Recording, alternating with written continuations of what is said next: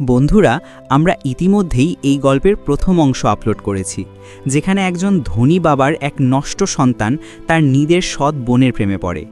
এখন আমরা দ্বিতীয় অংশ নিয়ে এসেছি। নিক এবং নোভা এখন সম্পূর্ণ স্বাধীন। তারা একে অপরের প্রতি এতটাই আচ্ছন্ন যে তারা অন্য কোনো কিছুর পরোয়া করে না। যখনই তারা কাছাকাছি আসে, তারা নিয়ন্ত্রণ হারিয়ে ফেলে এবং এমন কিছুতে লিপ্ত হয় যা আমরা আজকের গল্পে অন্বেষণ করব। তো হ্যালো বন্ধুরা, চলুন শুরু করা যাক। এই গল্পের দ্বিতীয় অংশটি শুরু হয় নোহের 18তম জন্মদিন দিয়ে। আজ সে 18 বছর বয়সী এবং এই বিশেষ উপলক্ষটি উদযাপন করার জন্য উইলিয়াম এবং নোভার মা রাফায়েলা একটি ছোট পার্টির আয়োজন করেছিলেন। অনেক লোক উপস্থিত ছিল, কিন্তু পার্টিটি মোটেও উপভোগ করছিল না, কারণ নিক সেখানে ছিল না। নিকের বাবা উইলিয়াম তাকে আইনের ইন্টার্নশিপের জন্য পাঠিয়েছিলেন। ইতিমধ্যে নোহের বন্ধু জ্যানা তার কাছে এসে বলে, আমার সাথে এসো, আমি তোমার মেজাজ উজ্জ্বল করে দেব। তারা দুজনেই ঘরে যায়, কিছু শ্যাম্পেন খায় এবং পান করতে শুরু করে। তারা আগামীকার স্কুলের শেষ দিন বলে কথা বলতে শুরু করে। পরিবেশটা একটু হালকা হয়ে যায়, কিন্তু তারপর বুঝতে পারে নিক ফিরে এসেছে।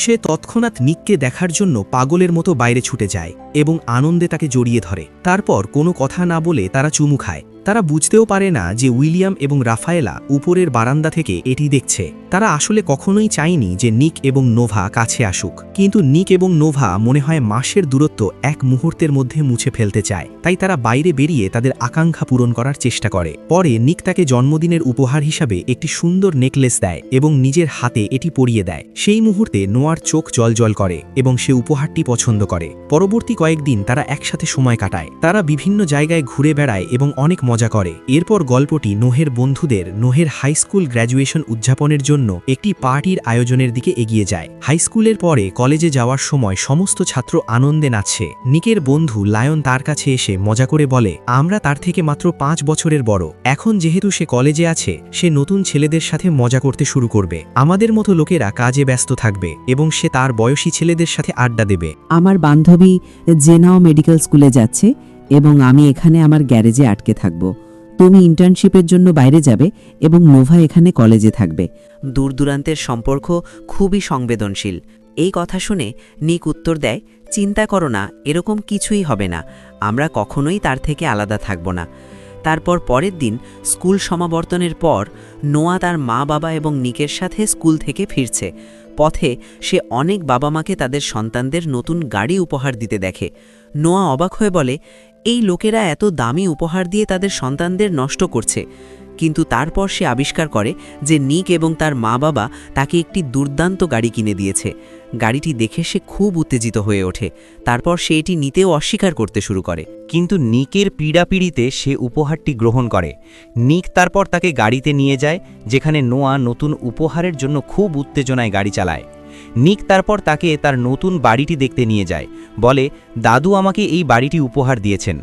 এখন থেকে এই বাড়িটি আমাদের দুজনের এবং তুমি জেনে খুব খুশি হবে যে আমি আমার ইন্টার্নশিপের জন্য তোমার কাছ থেকে দূরে যাব না, বরং এখানেই থাকব।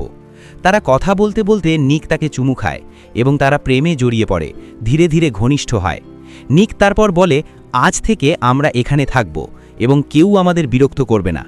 এই কথা শুনে নোয়া হতবাক হয়ে যায় এবং বিশ্বাস করতে শুরু করে যে নিক তার সাথে প্রেমের জন্য নয়, বরং মজা করার জন্য থাকতে চায়।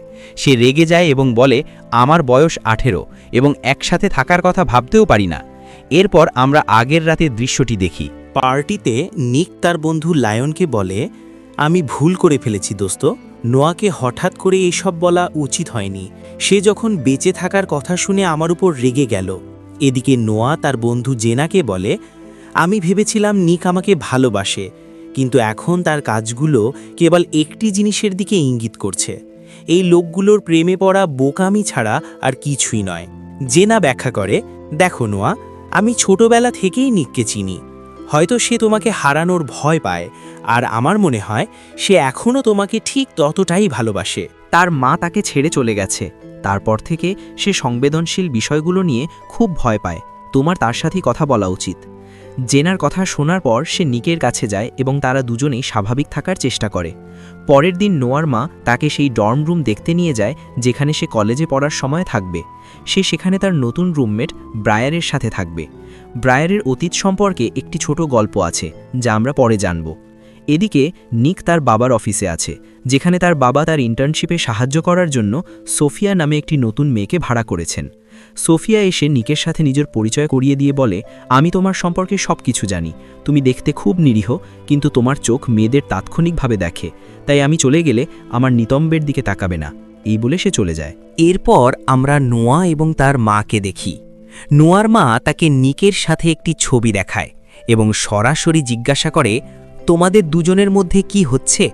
এই ছবি খবরে এলে কি হতে পারে তোমার কি কোনো ধারণা আছে?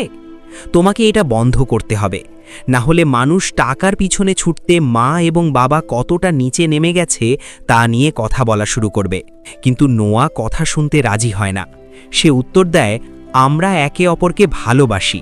আমার বয়স 18, আর লোকে কি বলবে তাতে আমার কিচ্ছু যায় আসে না।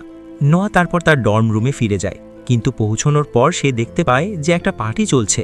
কিন্তু নোয়াকে দেখে ব্রায়ার সবাইকে চলে যেতে বলে এবং নোয়াকে তার ঘরে নিয়ে যায়।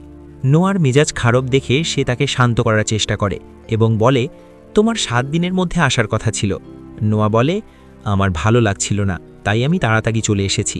ব্রায়ার তারপর ব্যাখ্যা করে, আমি একজনের প্রেমে পড়েছিলাম, কিন্তু সে আমার সাথে প্রতারণা করেছে এবং এখন আমি একা থাকতে পেরে খুশি। ঠিক তখনই মাইকেল নামের একটি ছেলে আসে তার জ্যাকেট নিতে এসে। ব্রায়ান নোভাকে তার সাথে পরিচয় করিয়ে দেয়। সে আমাদের অ্যাপার্টমেন্টের ঠিক উল্টো দিকে থাকে এবং খুব ভালো ছেলে। এদিকে উইলিয়াম রাফায়েলাকে ফোন করে বলে, তোমার আইডিয়াটা কাজ করেছে, অফিসে তাদের ভালো রসায়ন আছে বলে মনে হচ্ছে।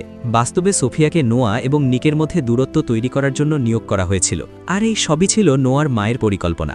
এরপর আমরা দেখি নিক এবং নোয়া নিকের বোন ম্যাগির সাথে দেখা করতে যায় এবং তারা তিনজনেই খুব মজা করে। একসাথে কিছু সময় কাটানোর পর তারা চলে যেতে বসে যখন নিকের আসল মা ক্লডিয়া আসে। যাই হোক, নিক তার মায়ের সাথে আর কোনো সম্পর্ক রাখতে চায় না, কারণ সে 10 বছর আগে তাকে ছেড়ে চলে গিয়েছিল, তাই সে সেখানে এক মুহূর্তও থাকে না এবং উত্তর না দিয়ে চলে যায়। বাড়ি ফিরে এসে সে সম্পূর্ণ বিষণ্ণ হয়ে যায় এবং নোয়াকে বলে, সে 10 বছর ধরে আমাকে মনে রাখেনি, তাহলে তুমি এখন আমার সাথে দেখা করতে কেন এসেছো? নিককে দুঃখিত দেখে নোয়া তাকে সান্ত্বনা করার চেষ্টা করে এবং তাকে ভালোবাসার সাথে চুমু খায়। তারপর নিক তাকে ঘরের ভেতরে নিয়ে যায় এবং তারা গভীর ভালোবাসা ভাগাভাগি করে। নোয়াও এই মুহূর্তটি পুরোপুরি অনুভব করে। এরপরে নোয়া নিককে তার হোস্টেলের অ্যাপার্টমেন্টে নিয়ে যায়। নিক যখন ভেতরে ঢোকে সে ব্রায়ারকে দেখে এবং সে হতবাক হয়ে যায়। নোয়া তাকে বলে, এটা আমার রুমমেট ব্রায়ার। কিন্তু নিকের মুখে স্পষ্ট অবাক ভাব, কারণ ব্রায়ার ছিল তার প্রাক্তন বান্ধবী, যার সাথে সে দুর্ঘটনার পর আলাদা হয়ে গিয়েছিল।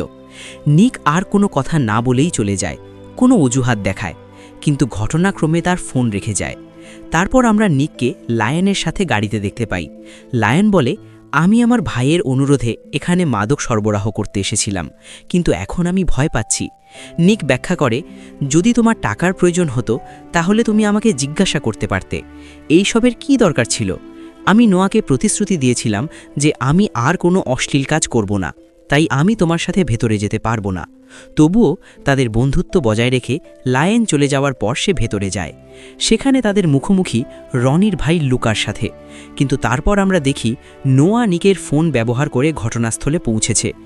নোয়ার মনোযোগে ক্ষুব্ধ লুকা বলে, আমার ভাই রনিকে তোমার আর তোমার বাবার কারণে জেলে যেতে হয়েছিল, তোমার বাবাকে নির্মমভাবে হত্যা করা হয়েছিল, আর দুর্ভাগ্যবশত তুমি পালিয়ে গেছো।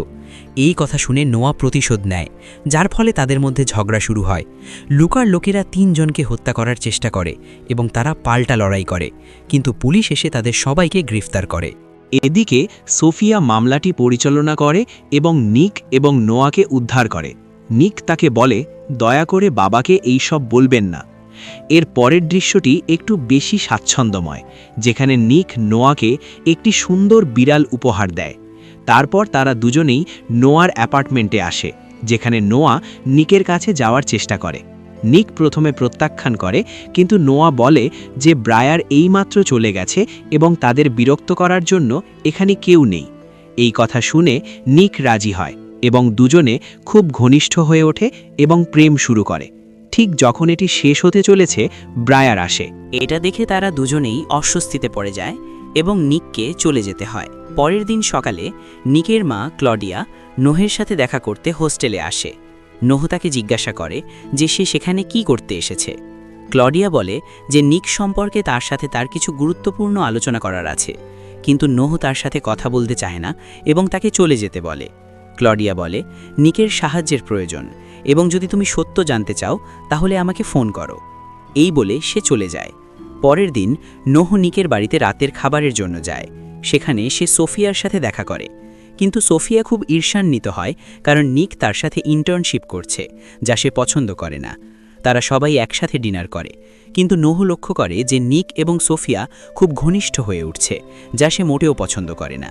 সে রেগে চলে যায়, সবাইকে বলে যে সে এবং নিক লিভিং রুমে থাকতে চায়। এই কথা শুনে সবাই হতবাক হয়ে যায়, কিন্তু নোহের মা পরিস্থিতি এড়াতে সবাইকে বলে যে নোহের বাবা এই দিনে মারা গেছেন এবং তারপর থেকে সে রাতে দুঃস্বপ্ন দেখছে। এই কারণেই মাঝে মাঝে সে এরকম আচরণ করে।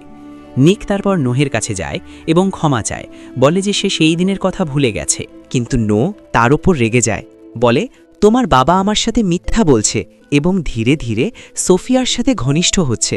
নিক তাকে ব্যাখ্যা করে যে সোফিয়ার সাথে তার সম্পর্ক কেবল পেশাদার এবং সে কেবল তাকেই ভালোবাসে। নো বলে, তোমার বাবা চায় তুমি সোফিয়াকে বিয়ে করো। সে উত্তর দেয়, এমন কিছুই ঘটবে না, আমি কখনোই তা হতে দেব না এবং তোমার আমার উপর বিশ্বাস রাখা উচিত। কিন্তু নো যাই হোক চলে যায়। পরের দিন নো ক্লডিয়াকে তার সাথে দেখা করার জন্য তার বাড়িতে আমন্ত্রণ জানায়। বাড়িতে কেউ ছিল না, তাই সে তাকে ড্রায়ারের কিছু কাগজপত্র দেখতে বলে। নো যখন ছবি এবং নথিপত্র দেখে তখন সে জানতে পারে যে নিকের বাবা উইলিয়াম তার স্ত্রী ক্লডিয়ার ওপর বিবাহবিচ্ছেদের মিথ্যা অভিযোগ এনেছিলেন এবং নিকের হেফাজত করেছিলেন। সত্যটি ছিল যে নিকের বাবা উইলিয়াম ইতিমধ্যেই নোয়ার মায়ের সাথে সম্পর্কে ছিলেন। এদিকে ক্লডিয়া উইলিয়ামের ঘরে ঢুকে গোপনে তার একটি টুথব্রাশ নিয়ে যায়। পরের দিন নিক নোয়াকে বোঝানোর জন্য বাইরে ডিনারে নিয়ে যায় এবং তার হাতে নোয়ার নামের ট্যাটু দেখায়। নোয়া এটা দেখে খুশি হয়, কিন্তু বলে, তোমার এটা করা উচিত ছিল না, এটা এখন সবসময় তোমার সাথেই থাকবে। এরপর দুজনে নাচতে শুরু করে।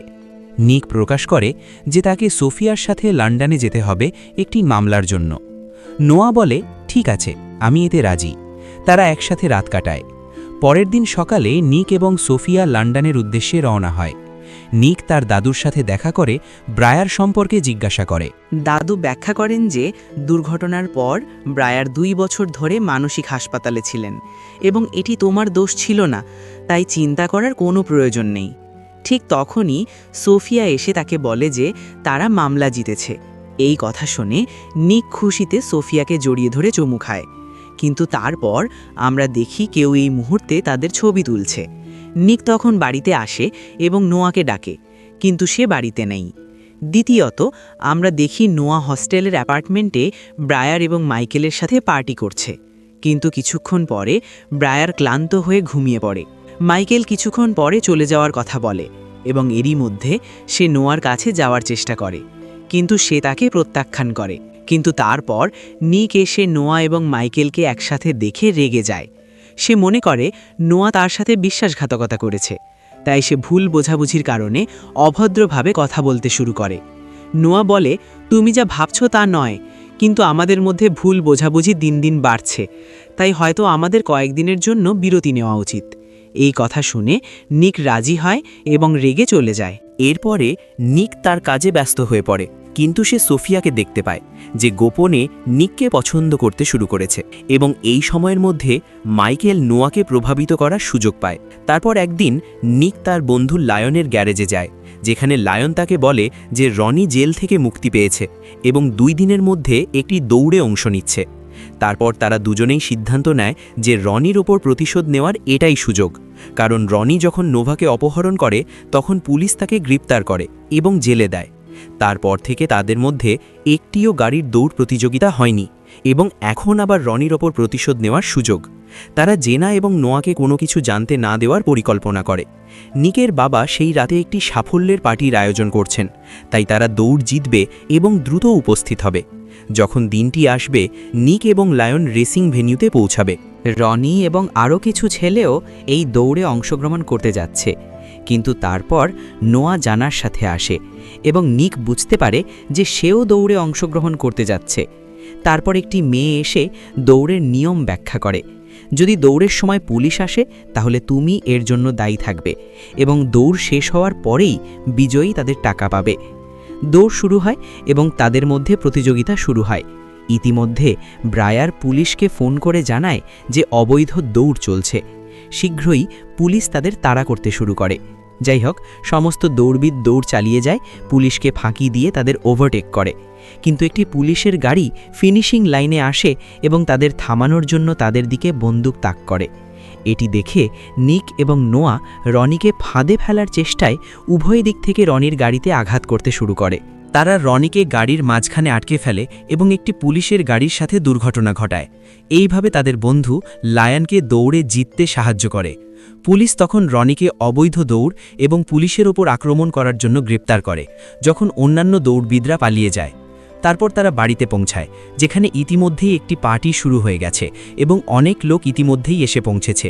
নোয়া ব্রায়ারকে নিয়ে পার্টিতে প্রবেশ করে এবং লায়ন তার বান্ধবী জেনার কাছে ক্ষমা চাইতে শুরু করে। জেনা উত্তর দেয়, আমি তোমাকে খুব ভালোবাসি, কিন্তু তুমি সবসময় টাকার পিছনে ছুটছ এবং ভুল কাজ করো। লায়ন তারপর ব্যাখ্যা করে, আজ দৌড় জিতে আমি খুশি নই, তোমার সাথে দেখা করে আমি সবচেয়ে বেশি খুশি। কিন্তু জেনা তাকে উপেক্ষা করে চলে যায়। এদিকে ব্রায়ার নোয়াকে তার এবং নিকের অতীত সম্পর্কে সব কিছু বলে। নিক তখন ব্রায়ারকে বলে, ওই দুর্ঘটনার পর তোমার সাথে কি হয়েছিল সে সম্পর্কে আমি কিছুই জানতাম না। ব্রায়ার ব্যাখ্যা করে, দুর্ঘটনার পর তুমি আমাকে ছেড়ে পালিয়ে গিয়েছিলে। আমি গর্ভবতী ছিলাম এবং আমি সব কিছু হারিয়ে ফেলেছিলাম, আর তোমার পরিবার এই সবের পিছনে ছিল। কিন্তু তুমি কখনো আমাকে খুঁজে বের করার চেষ্টাও করনি। ব্রায়ার তারপর রান্নাঘর দিয়ে বেরিয়ে যায় এবং নিকের মা ক্লডিয়াকে তার সাথে পার্টিতে নিয়ে আসে। ক্লডিয়াকে পার্টিতে দেখে সবাই হতবাক হয়ে যায়। সে সবার সাথে কথা বলে এবং সত্য প্রকাশ করে। উইলিয়াম রাফায়েলার জন্য আমাকে তালাক দিয়েছে, কারণ তাদের ইতিমধ্যেই একটি সম্পর্ক ছিল এবং আমাকে মিথ্যা অভিযোগ করে নিককে আমার কাছ থেকে কেড়ে নেওয়া হয়েছিল। এই সব পার্টির পরিবেশ নষ্ট না করার জন্য তারা সবাই বাগানে যায় এবং কথা বলতে শুরু করে। সেখানে উইলিয়াম বলে, এই পরিবারের সমস্ত দরজা তোমার জন্য বন্ধ, তুমি এখন কি চাও? সে একটি ডিএনএ রিপোর্ট দেখায় এবং ব্যাখ্যা করে, আমার মেয়ে ম্যাগিও উইলিয়ামের মেয়ে, বিবাহ বিচ্ছেদের পরে জন্মগ্রহণ করেছে, অতএব তারও তোমার সম্পত্তির অংশ পাওয়া উচিত। এই কথা শুনে উইলিয়াম জিজ্ঞাসা করে, তুমি আমার ডিএনএ কিভাবে পেলে? সে ব্যাখ্যা করে, আমি তোমার টুথব্রাশ থেকে তোমার ডিএনএ নিয়েছি, আর যদি তুমি আমাকে সম্পত্তি দিতে অস্বীকার করো তাহলে আমি তোমার বিরুদ্ধে মামলা করব। নিক জিজ্ঞেস করে, তুমি ঘরে কিভাবে ঢুকলে? নোয়া তাকে বলে, আমি ওগুলো আমার সাথে করে নিয়ে গিয়েছিলাম।